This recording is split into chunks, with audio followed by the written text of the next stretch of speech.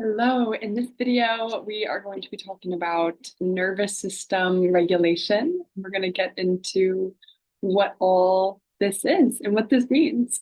So our nervous system controls everything that we do, right? Including breathing, walking, thinking, and feeling.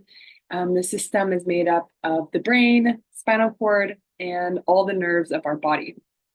And regulation is a way of describing the way that the nervous system handles stress, emotions, and the way that it manages energy.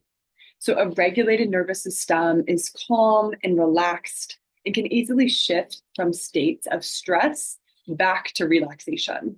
Whereas a dysregulated nervous system can often get stuck in either stimulation or lethargy, and often is bouncing between the two. So we're really hyperstimulated and be really, really anxious, or we're depressed, and bouncing back between these different nervous system states. And two states of the nervous system, two sides of the nervous system are called the sympathetic and the parasympathetic nervous system. So the parasympathetic is the rest and digest. It's this relaxation response, whereas the sympathetic is this fight or flight response and more of this, stress activation, right?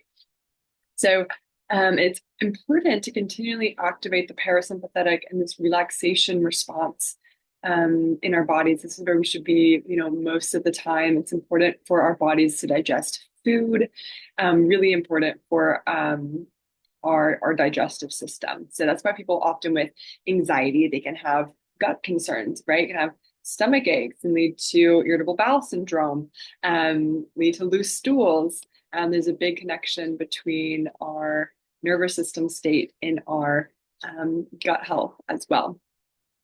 So regulating our nervous system comes with practice.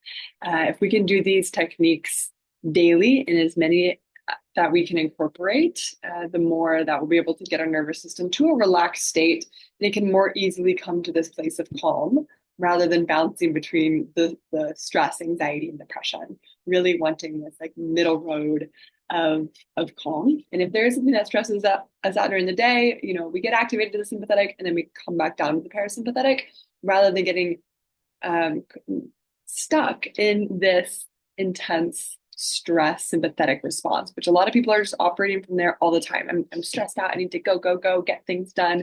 That can lead to a really chronic state of burnout. So we're going to go through a couple different techniques for nervous system regulation. And they might seem silly or something that you might not want to try, but I definitely encourage you to give them a try. I think that you'll be surprised in how they make you feel. So first is the most simple. It's our breath, and our breath is one of the only things that we can do both consciously and unconsciously. We can tune into it and alter it, or we can never think about it and just have our body breathe us, right?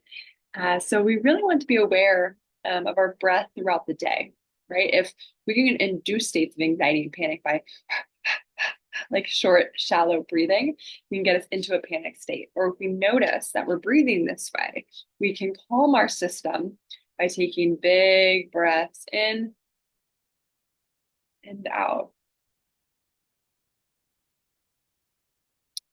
Specifically, these long exhales are really telling our body that we're safe and activating this parasympathetic relaxation response.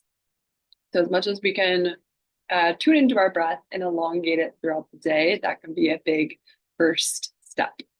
We could also do 4 square breathing. So we breathe in for a count of 4, hold at the top for a count of 4, breathe out for a count of 4, and then hold at the bottom for a count of 4.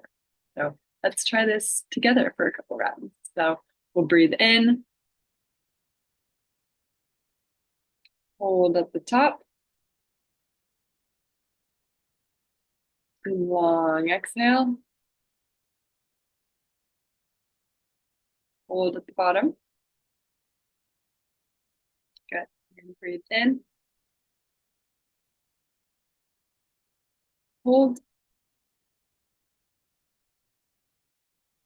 Long exhale. And hold at the bottom. Good. So this is 4 square breathing. You do 10 rounds of this. It's a really, really incredible way to regulate the system. It can help if we feel like we're getting panicked, if we're getting anxious, if we're stressed. Really potent way of getting our system back into regulation. Also, straw breathing can be really helpful. So breathing in like you're breathing out of a straw. Really long exhales. Also be very regulating. So I encourage you to give this a try.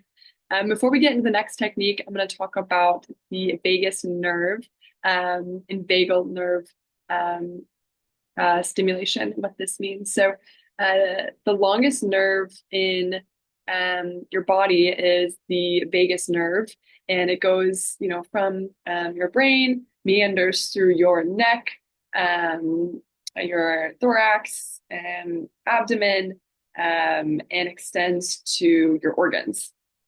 And the vagus nerve is responsible for regulating, can be helpful in regulating the heart, respiration, and a lot of organ function. And it's really crucial in regulating the nervous system. It's one of the most powerful switches that we have in terms of switching us out of a high stress state into one that's calm and relaxed. So we're wanting to increase this vagal nerve tone. So it's like working out our vagus nerve in order to get it into this parasympathetic state and relaxation. So the vagus nerve also is regulating our heart rate, is also really much involved in our digestion as well. So like how our mental health can affect our gut health and vice versa. Vagus nerve is also a modulator of like anti-inflammatory factors. So when it's activated, it's anti-inflammatory, and if it's underactivated, we can actually experience higher levels of inflammation. So direct correlation there, as well as when we're in a relaxed state, more anti-inflammatory. These high stressed states is actually more inflammatory. And another important function of the vagus nerve is this gut-brain communication, right? So this gut feeling that we often have within our intuition, and we're constantly sending information through the vagus nerve, our brain to our gut to our brain, right? So if we're chronically anxious, we're sending signals through the vagus nerve to our gut. It can lead to gut dysbiosis and gut problems, right? So as well as bad gut bacteria can lead to mental health concerns. So it really is this two-way street here, right? So getting into the next technique, humming. This is a way, right? The vagus nerve goes through the larynx. So actually humming, singing is a great way to activate the vagus nerve and increase its vagal tone. So humming can help to reduce blood pressure, lower heart rate, great things like this. Next, we have cold exposure. This is another great way to activate the vagus nerve, increase vagal tone. We can do this by turning our shower on cold at the end of our shower, by doing a cold plunge. Really great ways of activating this, as well as cold helps to increase and improve immune function, decrease inflammation, and improves cognition as well. The next technique is rhythmic movement. So like, why do we rock a baby, right, when it's crying? It helps to regulate their system, for calm, and to soothe them, really. So we can do this rhythmic movement by going on a walk, rhythmic movement by dancing, by drumming, or even tapping. We can tap on our leg, on our arm. This is also really soothing for our system. It's this rhythmic movement. Next is other techniques like yoga, qigong. This is kind of combining this rhythmic movement with the breath and these mindful practices, really powerful ways to shift the nervous system, bring in more mindfulness. And specifically, maybe more of these slower uh, flows of yoga. It's like a yin yoga, a slow flow, um, even like a Kundalini yoga, maybe more for the mental component, maybe than the physical component, right? We also have Yoga Nidra. Yoga Nidra is called sleeping meditation. It's one of my personal favorite modalities. You just lay there and you're guided into these very deep states of meditation without too much effort on your part. And there's a lot of research with Yoga Nidra for reducing the trigger response from PTSD and really helps to enhance cognition, improve sleep, and mindfulness as well.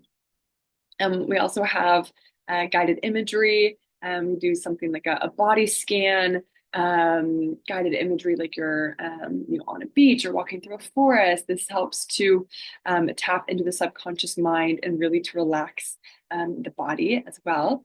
And then lastly, we have to reduce caffeine intake. Caffeine is a direct stimulus of the sympathetic nervous system, kind of this buzz that we get from caffeine. So limiting this to 1 to 2 servings a day. Have some kind of question, what regulation techniques can you commit to daily? Maybe start with 1 or 2 and slowly incorporate more into your life. And yeah, and it can be a trial and error process as well, right? Kind of see what works best for you. So, okay, thank you guys. See you in the next video.